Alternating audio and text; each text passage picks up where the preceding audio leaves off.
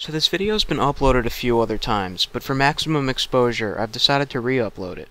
It's a presentation done by an Austrian World War II survivor by the name of Werthmann. It's an outline of Hitler's takeover of Austria and all the horrors that ensued. The scary part? Although the attitudes of the Nazis were different, we see a lot of similarities to leftist so-called progressive policies today. This includes things like socialism, gun control, and the sometimes violent response to those who express ideas they don't agree with.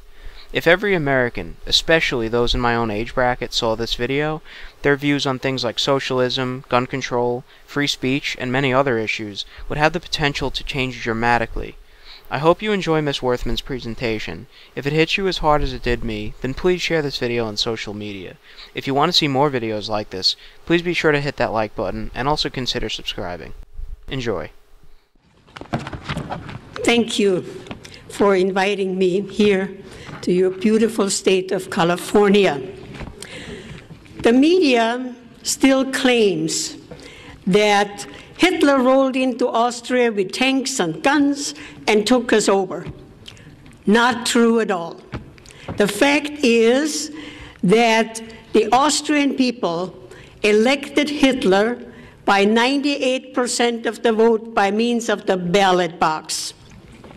Now, how could that happen in a Christian nation, almost 100% Catholic, that they would elect a monster like Hitler? Hitler did not look like a monster. He did not act like a monster. He talked like an American politician. The year was 1938. Austria was in a very, very deep depression. We had more than 30% unemployment. We had 25% inflation. And if you borrowed money from the bank, you paid 25% interest. That's why farmers were going broke, businesses were going broke, they could not pay their mortgage, or they could not pay their taxes. What was even worse, we had riots in our cities. We had whole blocks of the cities burned down, and our law enforcement was almost helpless. They could not control the riots. The unions were calling for strikes, and industry would close, and factories would close up, hence all this unemployment. It was not unusual in my home that 30 people a day would knock on the door for a bowl of soup and a slice of bread. They could keep themselves alive by going door to door. There were no jobs. There were young people, college graduates, no jobs. The media told us that in Germany, where Hitler ruled since 1933, they had full employment, they had a high living standard, and everybody was driving the little beetle car, the Volkswagen. We did not hear a whisper that anybody was being persecuted or arrested. We only heard good things. And of course, we spoke the same language. We spoke German. We had the same culture. There was only a border between us, Austria and Germany, like South and North Dakota. And we said, why not? We would like to have the same high living standard what Germany had, and of all the things, jobs. People wanted to work. Austrian people are not lazy, they want to work. So the Austrian people petitioned the government for a plebiscite, for an election. And hence, the Austrian people elected Hitler by 98% of the vote. So we got a new government. National Socialism. I translate for you Nationalsozialismus from the word national, the word Nazi derived. So we were getting a Nazi government. Nobody was elected anymore from the school board, the city commission, the county commission, legislature, and governors. They were all appointed. Well, we thought they would only pick the very best people to govern us. Just like in Germany, we trusted them. We did not ask questions. So the first thing what happened, we had to carry national ID cards. You could not board a bus, you could not board a train without showing your national ID card. Don't ever let that happen here. Very bad idea. The next thing what happened, Hitler gave us free radios. So we could listen to him. He was a great orator. And then he nationalized the radio station. And we were warned if we would turn on a foreign radio station like British Broadcasting or Switzerland, death penalty. Nobody turned on a foreign radio station because you know what the death penalty meant. So the newspaper, before it hit the street, it was being censored by the government.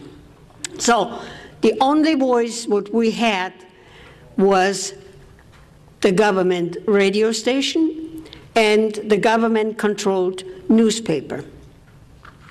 So a lot of new things happened very quick. Hitler gave us equal rights. Oh, that sounded so very good. Equal rights for everybody. Also, everybody was getting a guaranteed income from the government. The equal rights, here we call it the Equal Rights Amendment. Equal rights was designed in two components: equality, economics, and social. Economics, that was designed to equalize the country's wealth, because everybody was entitled to a guaranteed equal income.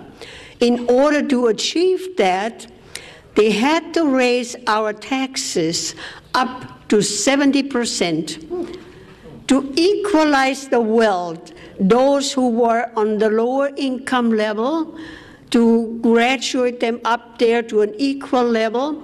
They got subsidized housing, they got food stamps, they got heating fuel, and they got a certain amount of payment from the government for each child. So they equalized the country's wealth by taxing us 70% to bring that level, the lower income level, into an equal level, and that is called socialism. Yes. On the social level, of course, under socialism, everybody has to be in the workforce. Before Hitler, of course, the moms stayed home, they were good wives, and they raised their families. But under socialism, if you are not in the workforce, you are called a parasite. So the moms were being put out into the workforce, so what happened to the children? Child care centers. You could, and it was all free for everybody.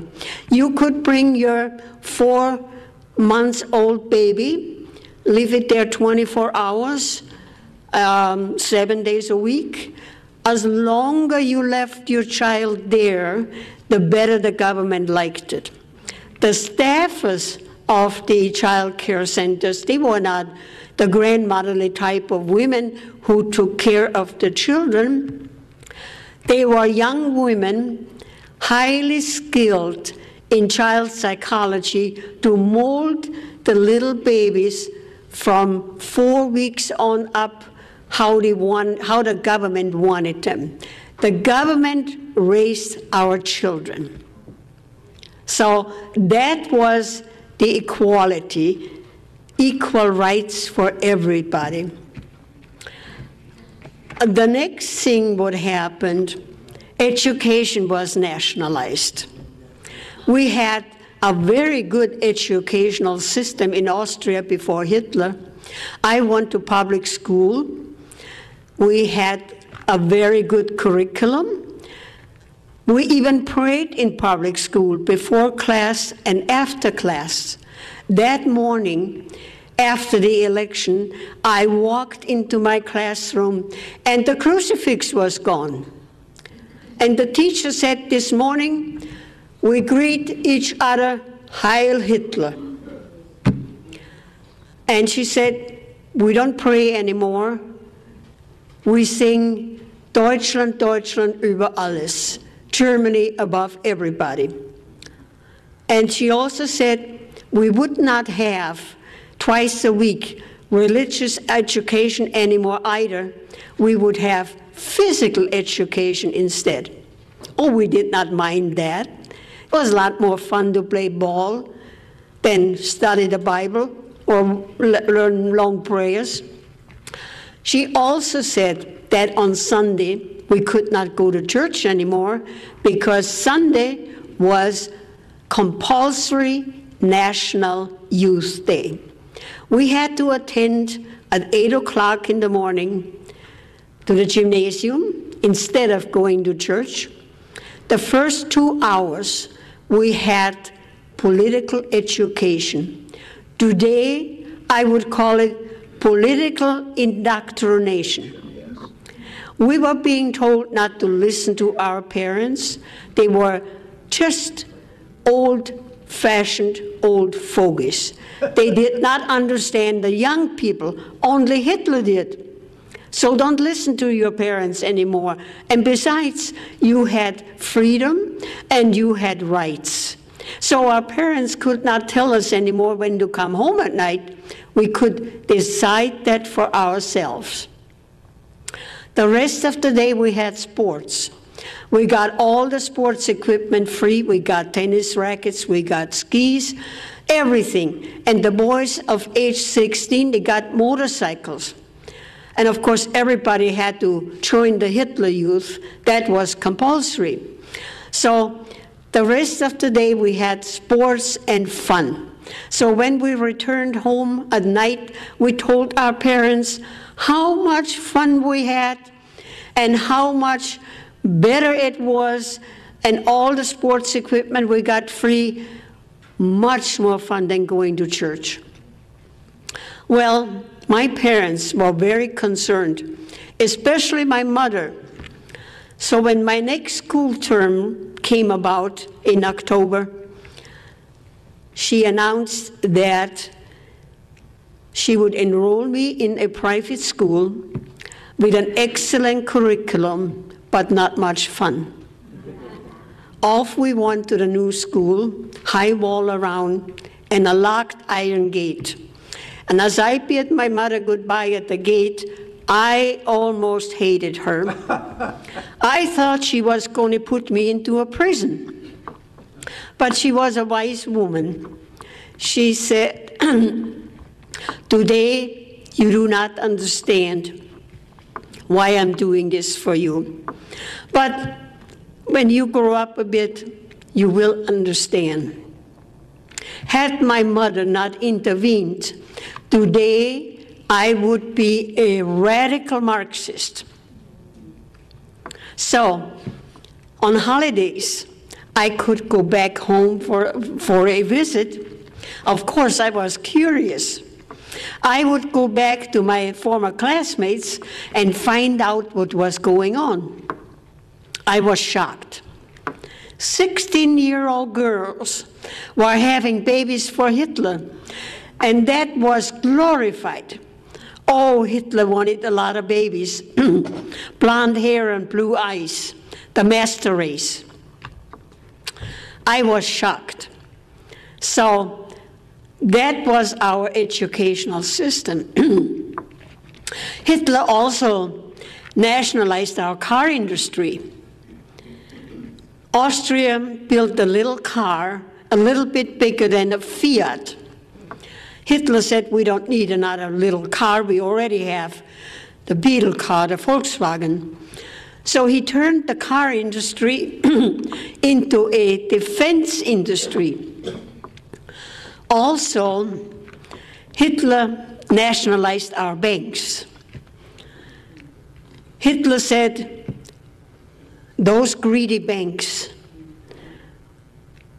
they were the ones who charged 25% interest, and that is why the farmers were going broke and the businesses were going broke, and he looted the Jewish banks. So our banks were being nationalized. Next thing, what happened, he nationalized our healthcare system. We had a reasonable good healthcare system, which was financed by private insurance. We had good hospitals, we had good doctors, and everybody was reasonably well being cared for. This all changed very fast. My brother-in-law, who was a family physician, he told me that when he arrived at his office at 8 o'clock in the morning, 40 patients would be lined up waiting for him to be cared for. He said it was like practicing medicine on a conveyor belt. He only had time, 5 or 10 minutes per patient, and besides all the paperwork, it was a system from well taken care health care to a very, very bad system. And what was even worse, he told me that naturally all the doctors were being salaried by the government. There was no more free market. Free market did not exist anymore. The government salaried all the doctors. So my brother-in-law was a very conscientious doctor. He would only prescribe medication what the patient really needed. But if that medication was not on the government's list, they took it out of his salary, and his salary dwindled down to almost nothing. So a lot of doctors left the country. A lot of doctors left, including my own husband. My husband did not want to practice medicine like his brother had to. He wanted free market medicine. He came to this country, and I remember telling me how wonderful our healthcare system was, how modern our hospitals were compared what he left behind. He said, I hope it will never change. Today, he will turn over in his grave how healthcare will change. Also, of course, under a socialist government, you have a lot of rules and regulation. We had a planning agency that was designed to control the businesses and the farmers. The bureaucrats, oh, we had tons of bureaucrats. That's how Hitler created jobs, government jobs. Lot of bureaucrats. And they would go out on the farms and count the livestock and tell the farmers what to plant, how much to plant, and how much they had to harvest, regardless of the weather. They would go into the businesses and snoop around what they could find under the auspices of health and safety. Here we call it OSHA. They were nitpicking everybody, And I hear that a lot of time from my audiences, how the bureaucrats come into their business and snoop around what they can criticize and what the business owner had to replace. And that's why a lot of businesses in Austria could not afford replacement, whether it was round tables versus square tables and more bathrooms. So a lot of businesses closed their doors. So also the bureaucrats would go out on the farms and count the chickens and order the chickens how many eggs they had to lay. That's right. Ridiculous. Absolute ridiculous. Hitler wrote a book, Mein Kampf, My Struggle. He wrote in the book everything what he was going to do, that he was going to take over the world. But the Austrian people were so busy with athletics and sports, so very few people read the book. Had we read the book, we would have known what was coming. We would have known what was coming. Abortions were highly illegal. Hitler wanted a lot of babies, blonde hair and blue eyes, the master race. But when a couple was not 100% Aryan and the woman was pregnant, she was forced to have an abortion. Hitler did not want any foreign blood, only the Aryan, pure German blood. We also had euthanasia, killing people. In my last year of college, I was sent to a small village to do my practice teaching. Maybe I should back up and tell you what really happened in education. When the time came to pick your major in college, I wanted to be a journalist and writer. I was told they didn't need journalists, they did not need writers either. They needed young teachers. So I had to go into education. I did not mind that because I like children. So in my last year in college, I was sent to a small village in the mountains, and I was told that because in the wintertime, the mountain passes would close up because of the masses of snow. So people in that village, they intermarry family into family. And we know by genetics that sometime the offsprings, the baby, is a bit mentally handicapped. So when I arrived in that village, I was told they had about 15 of mentally handicapped people. One man I know very well, he was the janitor in our school, Vincent. He could not read or write, he could not talk very well, but he kept our school clean. So one morning, I looked out of my classroom window, and there was a van out there from the health department. I thought, well, and all these people were being ushered into the van. So I asked my principal, where are they going to take Vincent and all the rest of the people? I thought maybe they take him for an outing, for a picnic. The principal said, oh no, the health department came around and asked the parents if they want to institutionalize their son or daughter to learn how to read and write. Gladly the parents signed the papers and off they went. 6 months later, the letters came to the parents that their son or daughter died a natural but merciful death. The news traveled very fast in that village. People said, well, they all left in excellent health, in good health. And why should they all die within 6 months? It dawned on the villagers that they were being euthanized. After the war, I found out that 20,000 children, handicapped children, were being euthanized. Hitler wanted perfect people.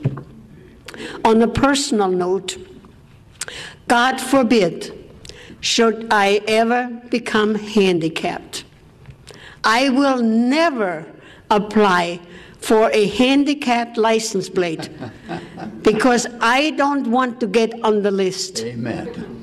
And I know that under Obama's health care, we have eugenics. And that means those of us who are getting old, like me, I'm 87 years old, there is no more money for us. So that was euthanasia. We also had a federal police force, secret police, commonly known as the Gestapo, and they were everywhere in civilian clothes. You didn't know who they were. People disappeared all the time, and nobody knew where people were being taken. Nobody knew, but people disappeared. And the Gestapo, they watched everybody, everybody's coming and goings, because we had national ID cards, and of course you could not board a bus or a train without showing your national ID card. They keep track on us, and we were being so scared. The most scared of everything we were of the Gestapo, the secret police. This is how it worked. Since the war was going on, all our food was being rationed. We got 1 pound of sugar a month. So if somebody in your family passed away like grandma, you quickly took that coveted sugar coupon and went to the grocery store and bought that pound of sugar. The next day, the Gestapo would knock on your door and say, we know that you did not turn in the sugar coupon. You bought that pound of sugar, but I am not going to arrest you. But you have to inform on your boss, your neighbor, your friend, everybody you know, and report to our office once a week. They created a network of informers. We could not trust our neighbors. We could not trust our friends. We couldn't trust anybody. We couldn't trust the mailman. Nobody. We were afraid to talk to anybody, anything political, because we did not know who was informing on everybody. A network of informers they created. I believe it was in February '09. I'm a lobbyist in our capital in South Dakota. And that morning I drove to our capital about around 8 o'clock. And I had the car radio on, and the news was being reported. And there was President Obama saying, if you hear anybody criticizing me, call the White House. Yep. When I arrived in the Capitol, I quickly went to ask to verify.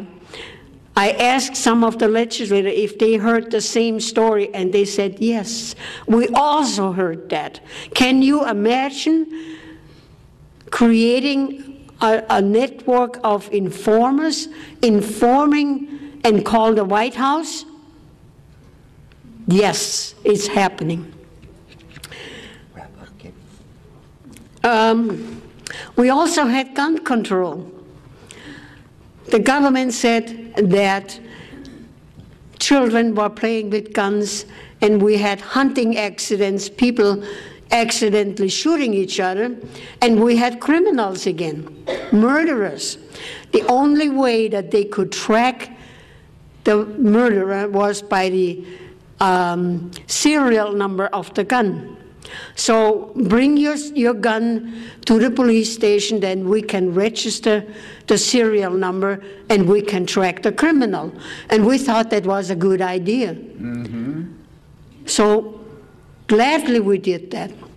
Not long afterwards, they said no, it did not help. We could not track all the criminals.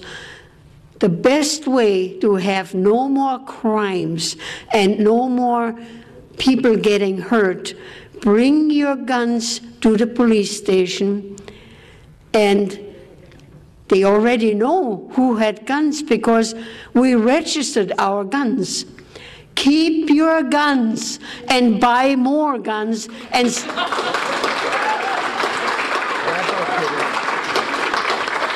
stack up on your ammo. A gun is no good if you don't have any ammo. Dictatorship did not happen overnight. It took 5 years, from 1938 until 1943, we had a full-blown dictatorship. Had we kept our guns, we would have fought a bloody battle to the last man and women to keep our freedom. But we had no guns. A classic example is, in Switzerland, it is law that everybody has to have a gun. And Hitler took every country in Europe except Switzerland. And Switzerland did not have a war for more than 600 years. Hitler never tackled Switzerland. So keep your guns. Keep your guns.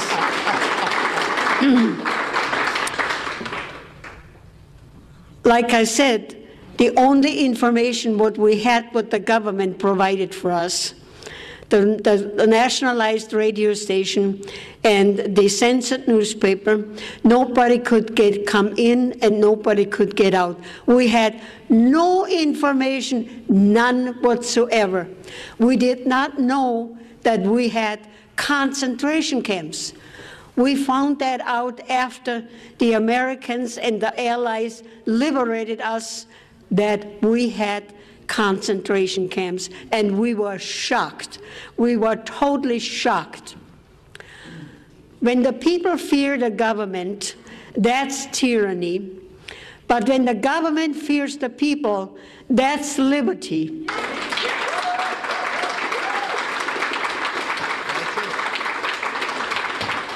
We have to take our country back as we know it. And a good way is that we educate our friends, everybody.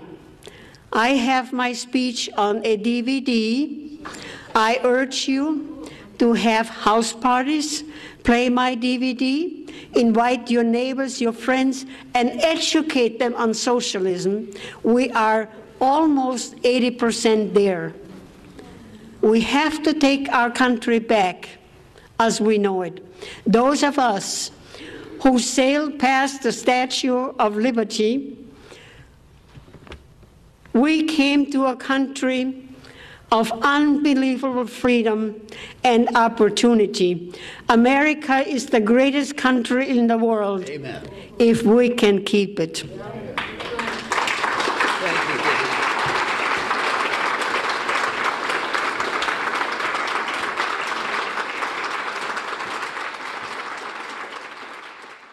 So I just want to thank you guys for taking the time to watch this powerful presentation by Miss Werthmann, and I really hope it was some good food for thought. Again, if this video hit you like it hit me, I would implore you to share this video with your friends on social media, or any other way you see fit. If you want to see more content like this, be sure to like this video and hit that subscribe button. Keep fighting the good fight. This is Extreme Conditions, signing out.